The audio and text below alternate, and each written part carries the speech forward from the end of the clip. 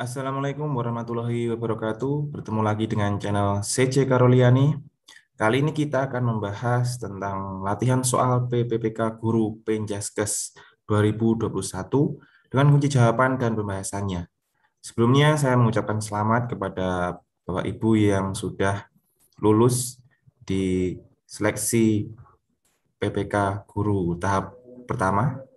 Dan yang belum lulus jangan menyerah, masih ada kesempatan di tahap kedua. Baik, langsung saja kita ke nomor 1.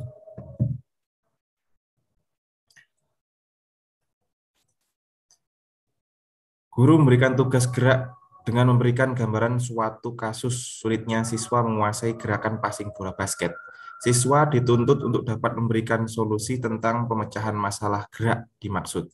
Penugasan ini merupakan aspek perkembangan kognitif anak pada tahap A. Sensorik motorik, B. Praoperasional, C. Operasional konkret, D. Operasional formal. Jadi jawabannya, tahap operasional formal adalah periode terakhir perkembangan kognitif dalam teori Piaget. Tahap ini mulai dialami anak dalam usia 11 tahun saat pubertas dan terus berlanjut sampai dewasa. Karakteristik tahap ini adalah diperolehnya kemampuan untuk berpikir secara abstrak, menalar secara logis, dan menarik kesimpulan dari informasi yang tersedia. Dalam tahapan ini, seseorang dapat memahami hal-hal seperti cinta, bukti logis, dan nilai. Ia tidak melihat segala sesuatu hanya dalam bentuk hitam dan putih, namun ada gradasi abu-abu di antaranya. Jawabannya adalah D. Operasional formal.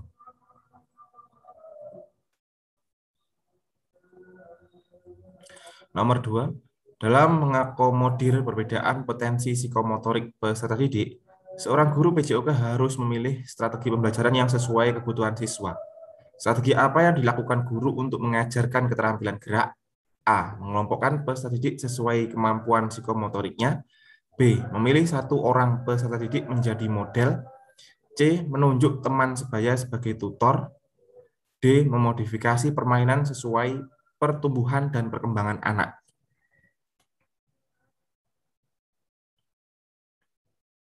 Jadi jawabannya, salah satu strategi yang perlu dilakukan guru untuk mengajarkan keterampilan gerak adalah mengelompokkan peserta didik sesuai kemampuan psikomotoriknya. Kunci jawabannya adalah A. Mengelompokkan peserta didik sesuai kemampuan psikomotoriknya.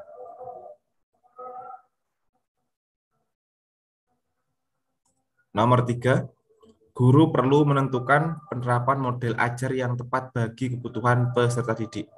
Di samping guru harus mengidentifikasi kebutuhan dan potensi gerak peserta didik, guru juga harus memilih model yang paling tepat sesuai kebutuhan peserta didik. Maka hal-hal yang harus diperhatikan guru dalam memilih model pembelajaran PJOK adalah A. Tinggi badan, usia, sarana dan prasarana, materi ajar, karakteristik peserta didik. B. Budaya peserta didik, usia, sarana dan prasarana, materi ajar, karakteristik peserta didik. C. Usia, sarana dan prasarana, materi ajar, dan karakteristik peserta didik. D. Budaya peserta didik, tinggi badan, usia, sarana dan prasarana, materi ajar, karakteristik peserta didik. Dan pembahasannya, usia, sarana dan prasarana, materi ajar, dan karakteristik peserta didik perlu diperhatikan guru dalam memilih model pembelajaran PJOK. Kunci jawabannya adalah C. Usia, sarana dan prasarana, materi ajar, dan karakteristik peserta didik.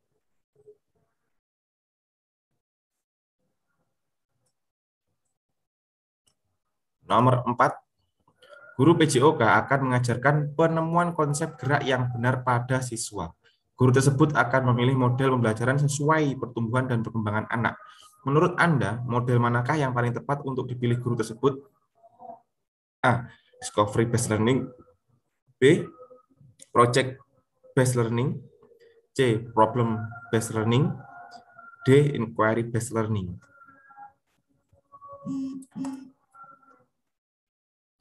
Pembahasannya, pengertian model pembelajaran berbasis penemuan discovery based learning atau discovery learning adalah suatu model pembelajaran yang dirancang untuk menemukan suatu konsep atau prinsip.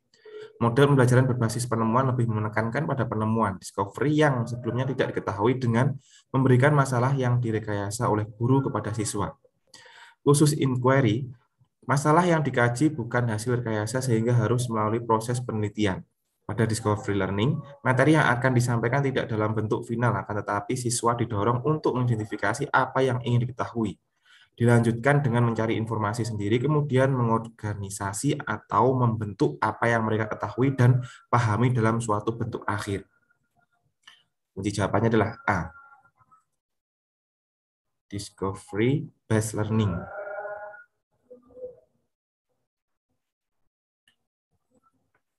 Nomor 5. Pada proses belajar mengajar, guru menyusun aktivitas pembelajaran dengan materi ajar permainan dengan membagi 5 kelompok. Setiap individu memiliki tugas dan peran masing-masing pada setiap kelompoknya. Materi ini dapat mendukung fungsi pendidikan jasmani pada aspek A. Sosial emosional, B. Organik, C. Neuromuskuler, D. Perseptual.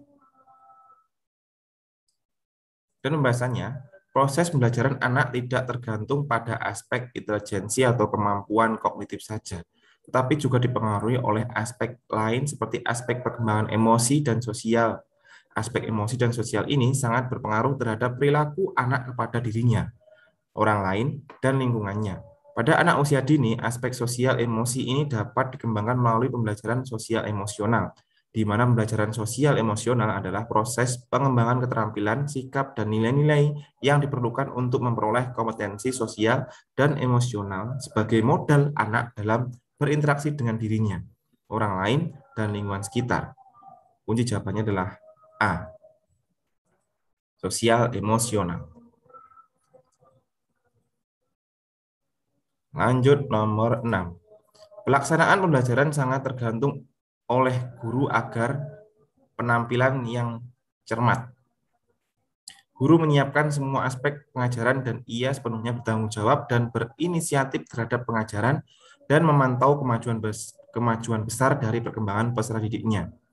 Pendekatan pembelajaran tersebut merupakan gaya mengajar A. Resiprokal, B. Komando, C. Latihan, D. Periksa sendiri atau check chef. Pembahasannya, strategi pembelajaran komando adalah pendekatan mengajar yang paling bergantung pada guru. Tujuannya adalah penampilan yang cermat. Guru menyiapkan semua aspek pengajaran dan ia sepenuhnya bertanggung jawab dan berinisiatif terhadap pengajaran dan memantau kemajuan besar dari perkembangan peserta didiknya. Pada dasarnya, strategi pembelajaran ini ditandai dengan penjelasan, demonstrasi, dan latihan. Lazimnya, strategi pembelajaran ini dimulai dengan penjelasan tentang teknik baku, dan kemudian peserta didik mencontoh dan melakukannya berulang kali. Evaluasi dilakukan berdasarkan tujuan yang telah ditetapkan. Kunci jawabannya adalah B. Komando.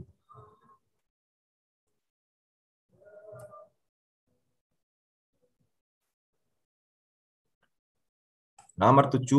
Guru memberikan petunjuk secara rinci pada lembar kerja tentang tahapan gerak lompat jauh dimulai dari awalan, lari, tolakan, sikap badan di udara, dan sikap mendarat. Selanjutnya, siswa mempelajari teknik gerak lompat jauh sesuai petunjuk.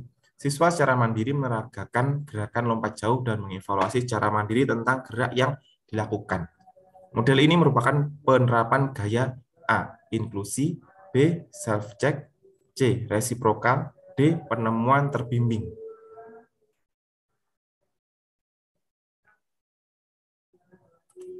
Pembahasan, karakteristik yang menentukan dari gaya periksa diri adalah mengembangkan keputusan yang diperlukan untuk kemandirian saat mempraktikkan tugas reproduksi dan memulai keterampilan pemeriksaan diri dengan menggunakan kriteria yang telah disiapkan. Guru beredar di antara siswa mengajukan pertanyaan yang merupakan percakapan terlarang, bukan penilaian guru tentang penilaian kinerja siswa. Jawabannya adalah B. Self-check atau kinerja sendiri.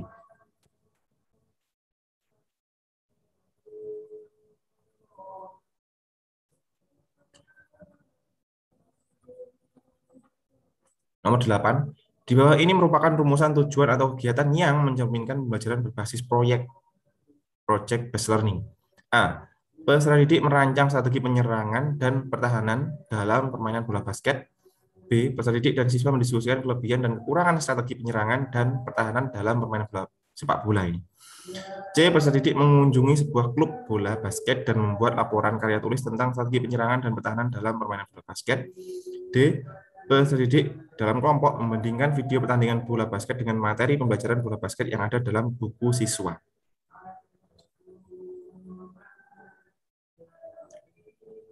Pembahasannya, peserta didik merancang strategi penyerangan dan pertahanan dalam permainan bola basket. Jawabannya adalah A. Peserta didik merancang strategi penyerangan dan pertahanan dalam permainan bola basket.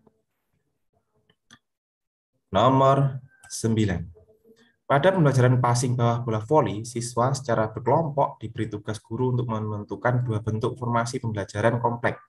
Siswa secara bergilir melaksanakan aktivitas pembelajaran sesuai dengan formasi yang ditetapkan. Pada pendekatan saintifik, kegiatan pembelajaran tersebut termasuk tahap A. Menalar, B. Mengamati, C. Mencoba, D. Mengkomunikasikan.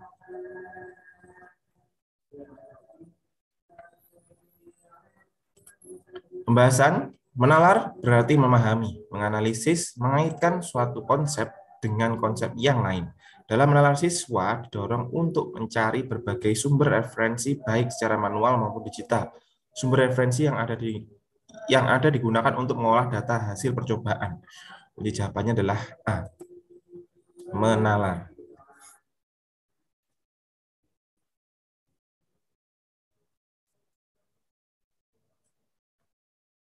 Nomor 10. Ketika peserta didik melakukan gerakan guling belakang, siswa perempuan banyak yang tidak berhasil. Rumusan permasalahan problem yang dapat dijadikan tulisan pada pembelajaran berbasis masalah, problem based learning adalah A. Bagaimana mengatasi masalah guling belakang yang dilakukan anak perempuan? B. Apakah secara fisik anak perempuan lebih lemah daripada laki-laki? C. Bagaimanakah langkah-langkah melakukan guling depan bagi siswa perempuan? D. Apakah materi guling belakang tidak sesuai untuk siswa perempuan?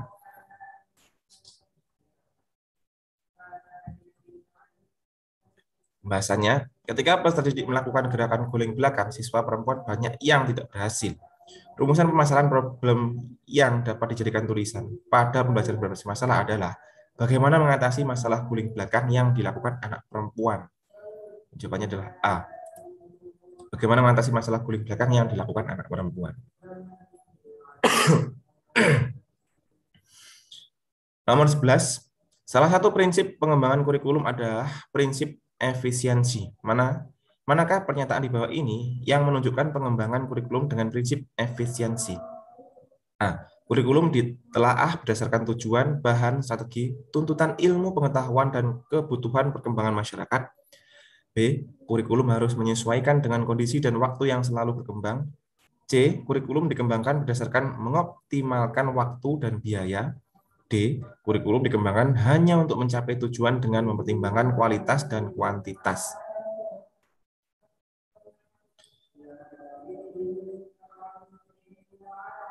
Dan pembahasannya, prinsip efisiensi yaitu mengusahakan agar dalam pengembangan kurikulum dapat mendayagunakan waktu, biaya, dan sumber lain yang ada secara optimal, cermat, dan tepat sehingga menghasilkan hasil yang memadai. Jadi jawabannya adalah C. Kurikulum dikembangkan berdasarkan mengoptimalkan waktu dan biaya.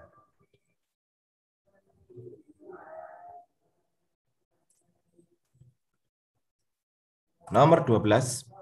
Tujuan pembelajaran ditetapkan atau ditentukan berdasarkan indikator pencapaian kompetensi yang diinginkan dengan minimal memuat rumusan A. Audiens, perilaku yang diharapkan, kondisi dan derajat keberhasilan. B. Audiens, perilaku yang diharapkan, degree dan derajat keberhasilan. C. Audiens, metode pembelajaran, kondisi dan derajat keberhasilan. D. Audiens, perilaku yang diharapkan, behavior dan derajat keberhasilan.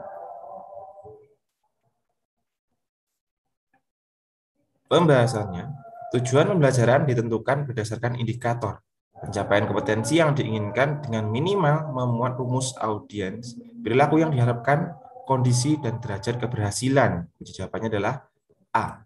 Audiens, perilaku yang diharapkan, kondisi, dan derajat keberhasilan.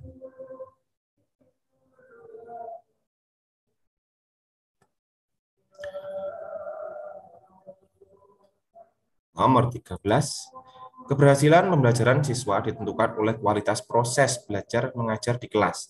Untuk dapat menghasilkan kualitas pembelajaran, seorang guru harus dapat mengidentifikasi langkah-langkah pembelajaran. Langkah-langkah pembelajaran PJOK dengan pendekatan saintifik sebagai berikut. A. Mengobservasi, menanya, mencoba, menalar, mengkomunikasikan. B. Mengobservasi, mencoba, menanya, menalar, mengkomunikasikan. C. Mengamati, menggali informasi, mengkomunikasikan, mencoba. D. Mengamati, mengkomunikasikan, menalar, mencoba, menanya. Kunci jawabannya. Pembahasan kurikulum 2013 menekankan penerapan pendekatan ilmiah atau scientific approach pada proses pembelajaran. Pendekatan ilmiah scientific approach dalam pembelajaran sebagaimana dimaksud dalam Permendikbud nomor 81A tahun 2013 meliputi mengamati, menanya, mengumpulkan informasi atau mencoba, mengasosiasi, dan mengomunikasikan. Jawabannya adalah A. Mengobservasi, menanya, mencoba, menalar, mengkomunikasikan.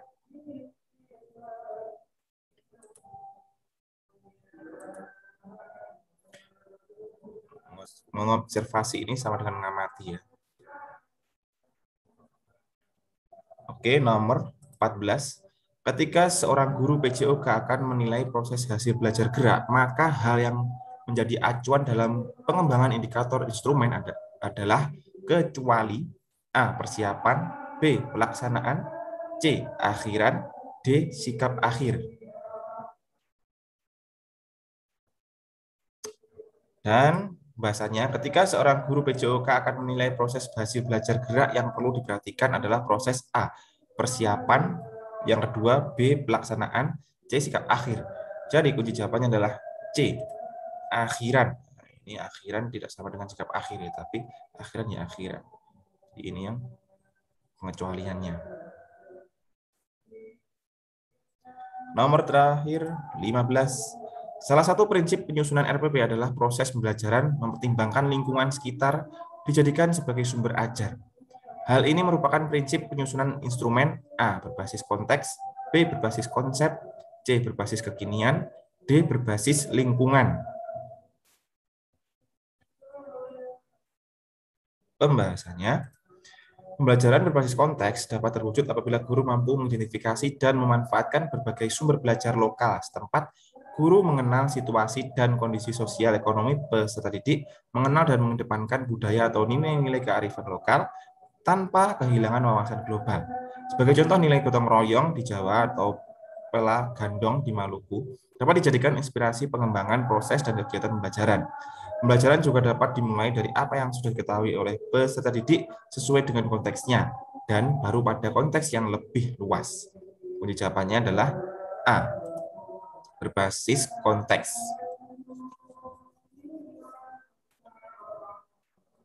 Baik, terima kasih. Sampai di sini dulu soal-soal yang kita bahas. Semoga bermanfaat untuk Bapak Ibu, dan sampai jumpa di video selanjutnya. Baik, jika ada kesalahan, jawaban maupun yang lainnya bisa disampaikan di kolom komentar. Terima kasih, saya akhiri. Wassalamualaikum warahmatullahi wabarakatuh.